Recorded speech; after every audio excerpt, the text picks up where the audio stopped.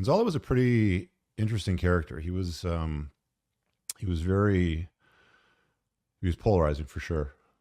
People either hated him or they loved him. You go on social media because I shared Tucker's story on my Twitter feed, and half the people are like, "Yeah, rest in peace," and the other half the people are rest in piss because they didn't like him. So he had some pretty strong opinions that hurt some people's feelings, obviously. But you can't deny that he was somebody that got eyeballs. He got people's attention. I saw him as a filmmaker, and I came across his stuff on Coach Red Pill first. So he was putting out these videos, kind of similar in the vein of what I talk about. A lot of the videos were so. Let me just back up a bit. I've consumed a lot of books and Evo Psych and even the Red Pill space. I've written my own, obviously, summarizing my experiences. But there wasn't a lot of videos that I would watch just because I found them drony and boring and uncompelling and just too long and full of shit, basically. His Coach Red Pill videos, I would recommend people go back and look at his archive.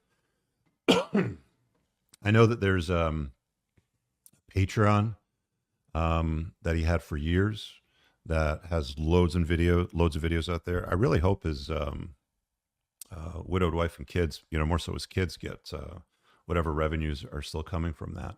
But somebody should take his archive of videos, everything, and put it out on the internet because there's some good stuff there. It was so good, in fact, that I was envious of the way that he would edit his videos. Because again, he was a filmmaker. He was really good at telling stories. He was really good at getting ideas out, distilling things. They weren't always complete. There was a few. There's a few that I came across. For example, one that comes to mind. He was talking about daddy issues. And he was like, basically 10, 12-minute video. Stay away from him with daddy issues. They're always bad news bears. Here's a personal story about a girl that I dated with daddy issues, and this is what happened, and this is why I think you should stay away from daddy issues women.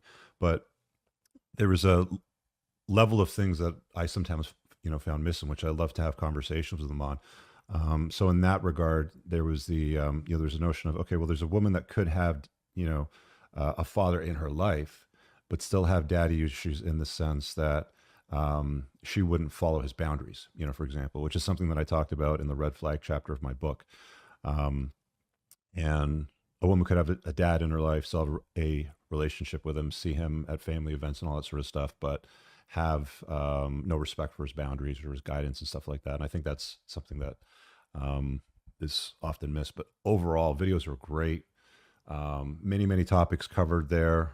They're still, they're evergreen. You can watch them today and be like, yep, this is still true. This is still something that would be useful. I was sort of, perusing some of the live chat, and it's going a little bit crazy right now because I forgot to turn it on for members. But, some people were like, he unplugged me for making bad mistakes. I almost married a 304. This guy, was like the father like I never had.